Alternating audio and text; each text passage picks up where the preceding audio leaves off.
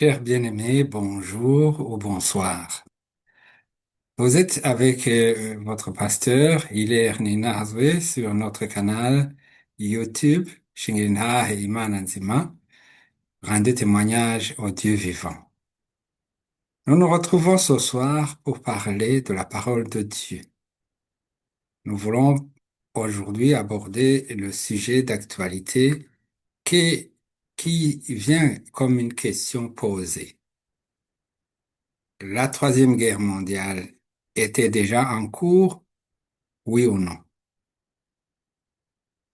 Prions. Éternel Dieu, nous te disons merci parce que tu nous as gardés, tu nous accordes cette opportunité de venir devant le public pour parler de la parole de Dieu et pour parler des éléments qui sont autour de nous. Tout cela dans le but de annoncer la bonne nouvelle afin de préparer ton peuple à la venue du Christ. Merci parce que tu nous aimes.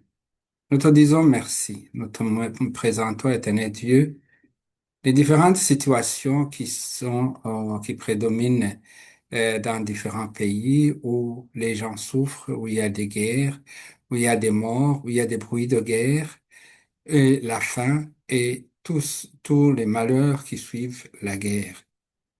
Éternel Dieu, nous le savons, ça nous a été annoncé que avant le retour du Seigneur, il y aura de ces choses-là. Nous les voyons depuis belle lurette et aujourd'hui, nous avons l'impression que nous atteignons des dimensions que nous n'avions pas encore atteintes jusqu'ici. Nous te remettons entre tes mains tous ceux qui souffrent, tous ceux qui ont des décisions à prendre et tous ceux qui ont des décisions à prendre. Et je prie, éternel Dieu, que tu répondes favorablement aux doléances de ceux qui viennent vers toi, ceux qui s'appuient sur toi, qu'ils voient ta main. Au nom du Seigneur Jésus, je prie. Encore une fois, bonjour. Je posais la question de savoir, est-ce que la Troisième Guerre est en cours? Je dirais non pas en raison du conflit Israël-Iran, mais je dirais oui. Mais j'y ajouterais que la Troisième Guerre mondiale a commencé, ça fait déjà longtemps. Mais elle est venue de façon rampante. Donc, ce qui fait que beaucoup ne l'ont pas constaté ou on pense que il y aura d'autres moments pour que cette guerre commence enfin. Délivre ceux que l'on traîne à la mort et sauve ceux qui chancellent et vont se faire tuer. Car si tu dis, je ne le savais pas, c'est lui qui sait ce qui se passe au fond des cœurs, ne discerne-t-il pas lui? Oui, c'est lui qui protège ta vie, le sait, et il rendra à chacun selon ses actes. Ça, c'est une parole qui se trouve dans le livre des Proverbes 24, 11 à 12, et c'est un passage qui nous interpelle. Nous sommes appelés à dire quelque chose, à faire quelque chose dans des situations de malheur comme ce que nous vivons aujourd'hui.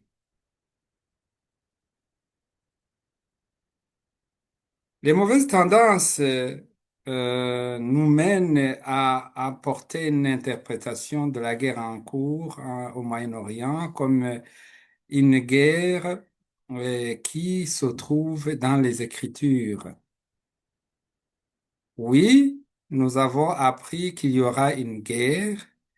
Et pas seulement une seule, il y aura des guerres, mais ces guerres ne sont guerres là parce que c'est Dieu qui les provoque. Non, c'est ce qui a été prédit. Ceci me fait dire que la guerre entre Israël et l'Iran n'est pas une guerre sainte.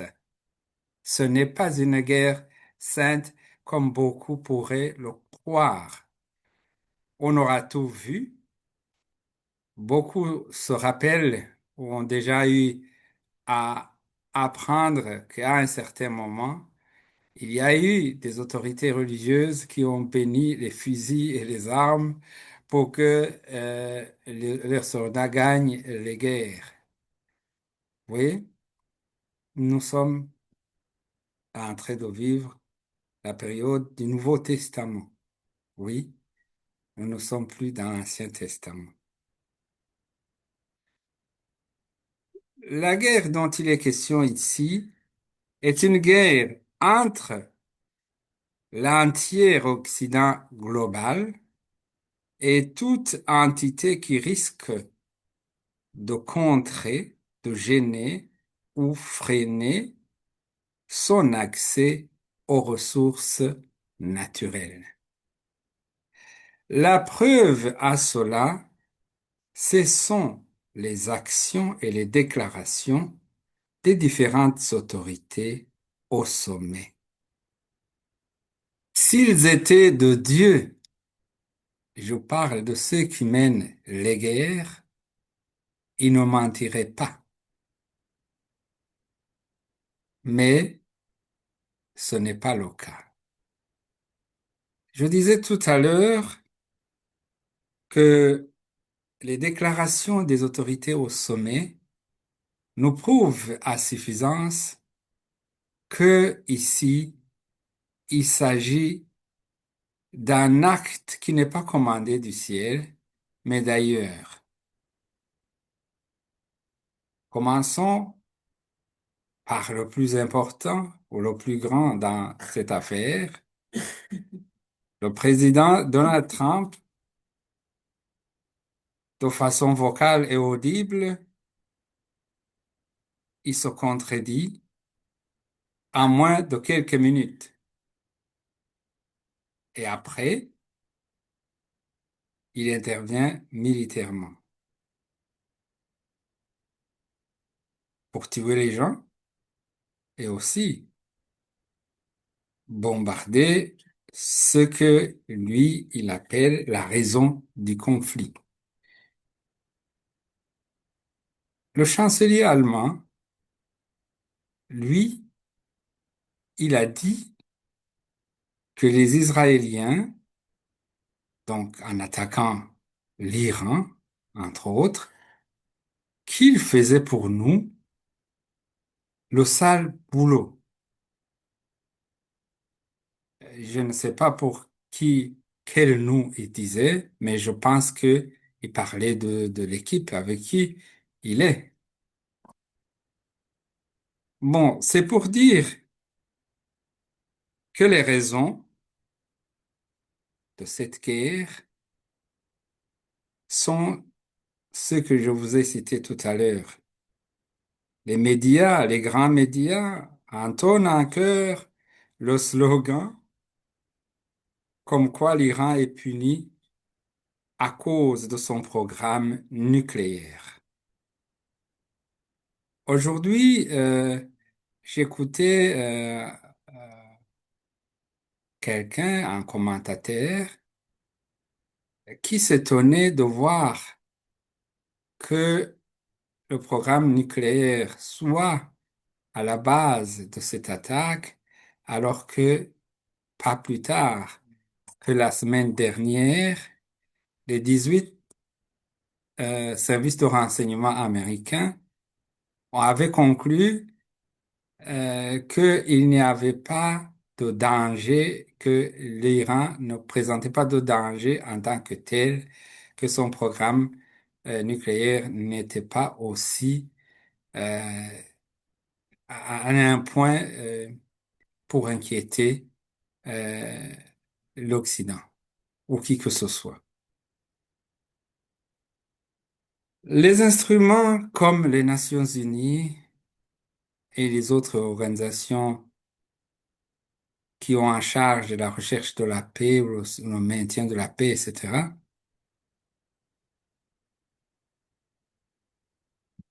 défaillent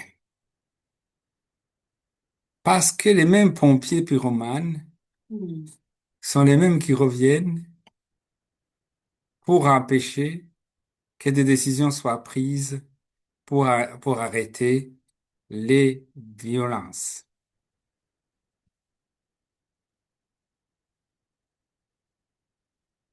L'industrie militaire fonctionne à merveille et son bénéfice en nature ne fait que croître. Mais sur le terrain, des milliers de morts ou des millions de morts. Dernièrement, je suivais encore une fois un commentateur parler des victimes de l'armement militaire. Il n'y a pas 2 semaines, on parlait de l'échange des prisonniers, des cadavres entre la Russie et l'Ukraine et on parlait d'un nombre incroyable de 6 000 soldats que personne ne voulait récupérer. Oui, je n'ai pas oublié le SOS des soldats ukrainiens, profs d'histoire, qui criaient pour dire qu'il fallait arrêter, parce que pour lui c'était fini et que il demandait qu'on parle pour lui, pour les autres, parce que lui, il constatait déjà que sa fin était proche. Oui, ce SOS a été entendu une fois, peut-être 2 fois, mais c'est le SOS des milliers d'autres qui n'est, qui ne sera jamais entendu. La parole de Dieu nous a dit que si tu dis, je ne le savais pas, c'est lui qui sait ce qui se passe au fond des cœurs, ne décerne-t-il pas, lui? Or, oui, c'est lui qui protège ta vie le sait, et il rendra à chacun selon ses actes. Je parlais des SOS qui ne seront jamais entendus. À Khartoum,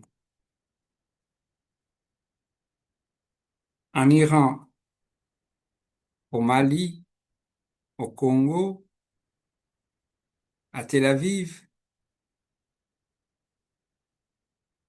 au Burkina Faso, au Yémen, au Mozambique et ailleurs, de nombreux SOS ne seront jamais entendus. Nous restons ici, nous ne disons rien. Mais notre rôle à nous, c'est d'invoquer le Seigneur.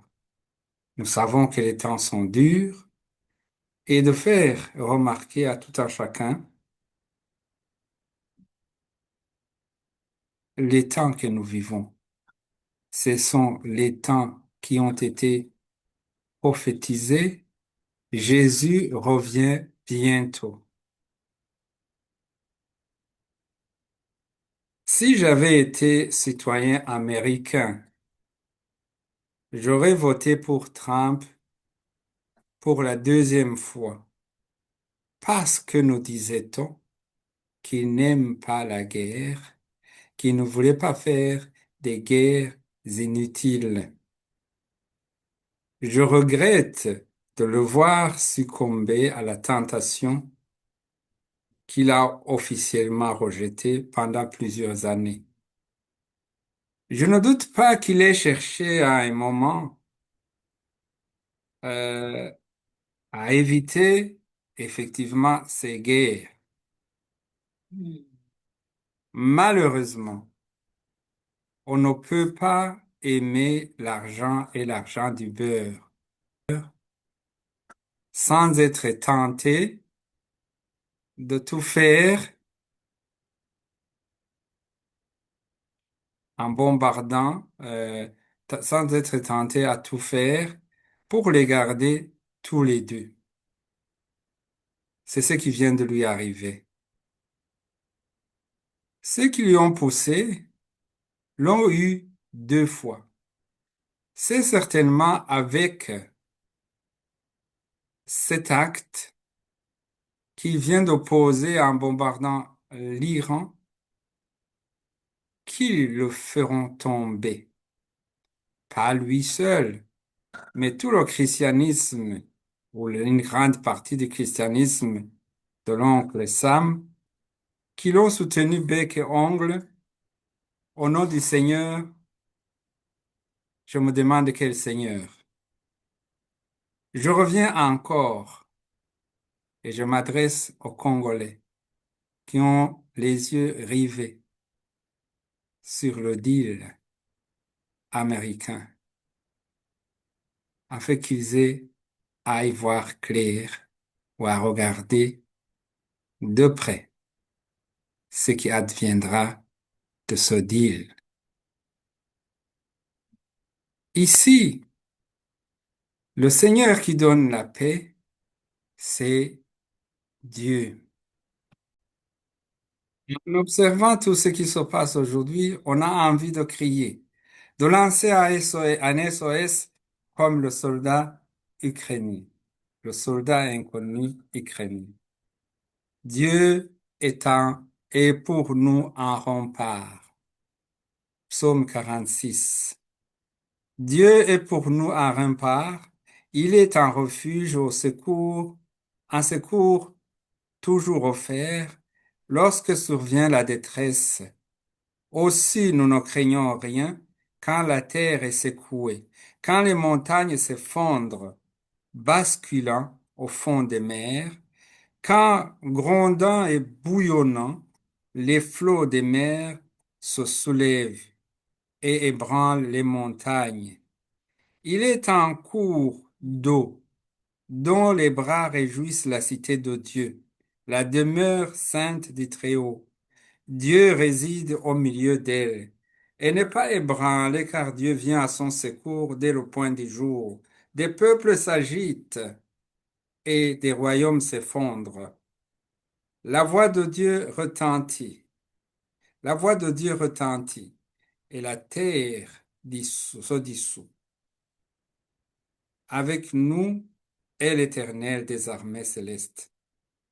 Nous avons pour citadelle le Dieu de Jacob. Venez contempler tout ce que l'Éternel fait, les ravages qu'il opère sur la terre. Il fait cesser les combats jusqu'aux confins de la terre. L'arc, il l'a brisé, il a rompu la lance, il a consumé au feu tous les chars de guerre. Arrêtez, dit-il, reconnaissez-moi pour Dieu, je serai glorifié par les peuples, je serai glorifié sur la terre. Aussi, avec nous est l'Éternel des armées célestes. Nous avons pour citadelle le Dieu de Jacob. Ces guerres qui ont commencé maintenant, qui sont en cours, seront, c'est Dieu qui mettra un terme à ces guerres. Je disais que ceux qui ont poussé le président Trump à faire à ce qu'il a fait, l'ont eu deux fois. Ils savent que les meurtriers n'hériteront pas le paradis et ils s'en foutent pas mal puisqu'ils n'y croient pas. Il est, il n'est pas impossible dans un futur proche que les conflits s'intensifient dans plusieurs endroits du monde pour les mêmes raisons que celles qui viennent d'entraîner l'escalade au Moyen-Orient. Les manifestations à caractère brutal risquent de se signaler dans plusieurs pays insoupçonnés qui vont finalement avoir mal ou du mal à gérer leur démocratie et tout va entrer en jeu. Les régions, les tribus et la suite sera un désordre,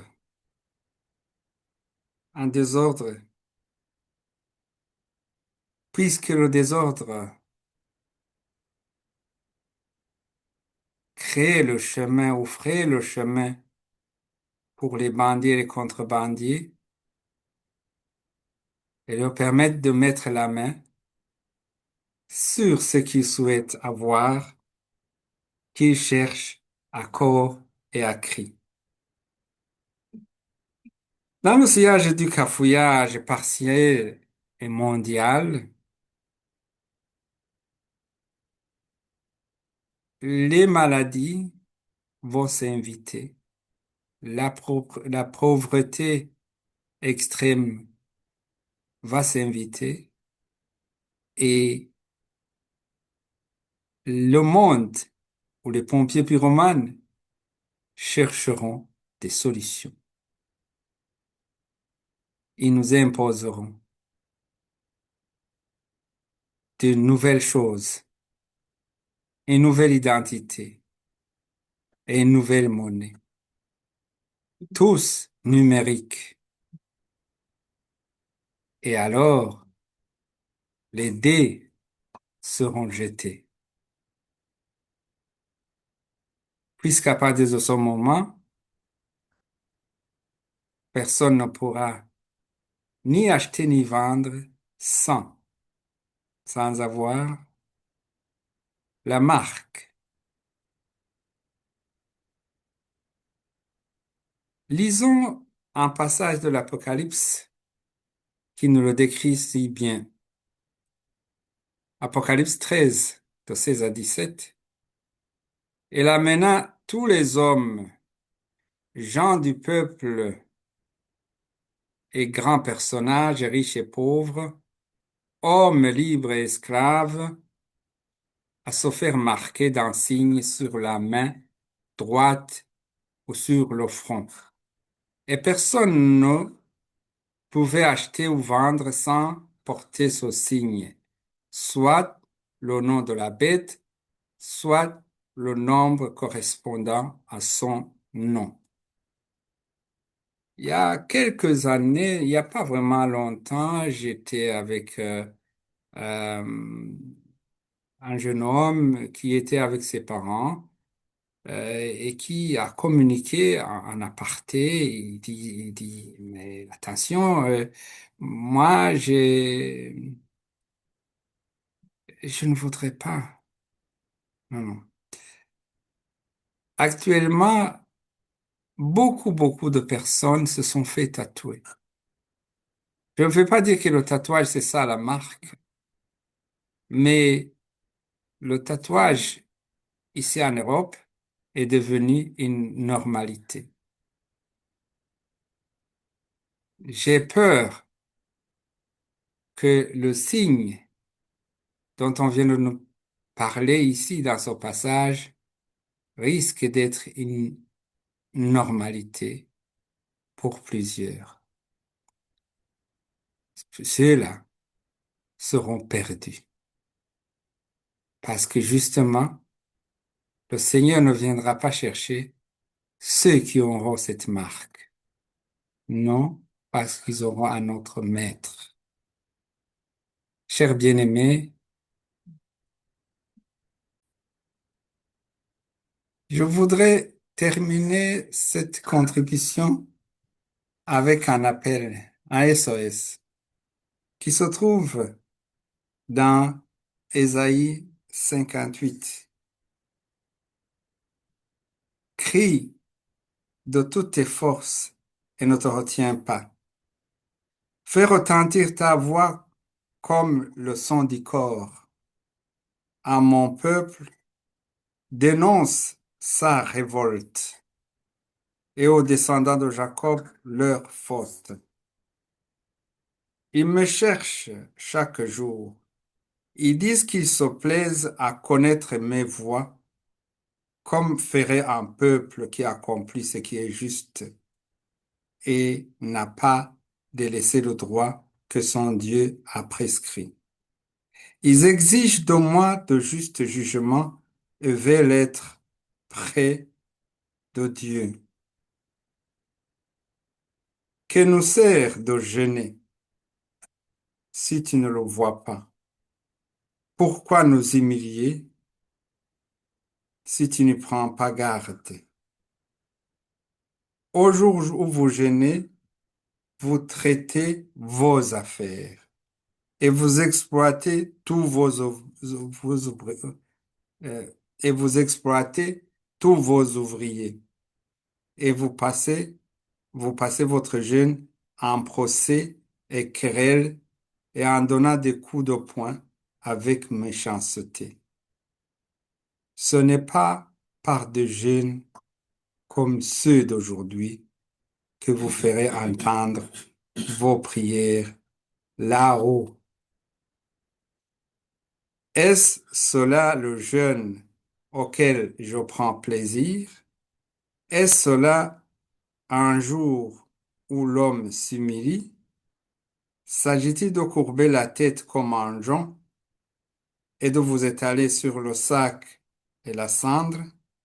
Pouvez-vous appeler cela un jour de jeûne et que l'Éternel agrée? Le jeûne qui me plaît est celui qui consiste à détacher les liens de la méchanceté, à délier les courroies de toute servitude, à mettre en liberté tout ce que l'on opprime, à briser toute espèce de joug. C'est partager ton pain avec ceux qui ont faim et offrir l'hospitalité aux pauvres sans abri. C'est donner des habits à celui qu'on voit nu. Ne pas te détourner de ton prochain. Alors, comme l'aurore, jaillira ta lumière, ton rétablissement s'opérera vite, ou alors la justice marchera devant toi, et la gloire de l'Éternel sera l'arrière-garde. Quand tu appelleras, l'Éternel répondra, et quand tu crieras à l'aide, il dira, je suis là. Avant de terminer, oui, je vous interpelle, chers bien-aimés. Dieu n'est pas mort, il existe et il viendra. Il est si proche de nous. Il nous voit tous les jours et il veut nous donner la paix. Que la paix du Seigneur soit avec vous. Au revoir, que Dieu vous bénisse.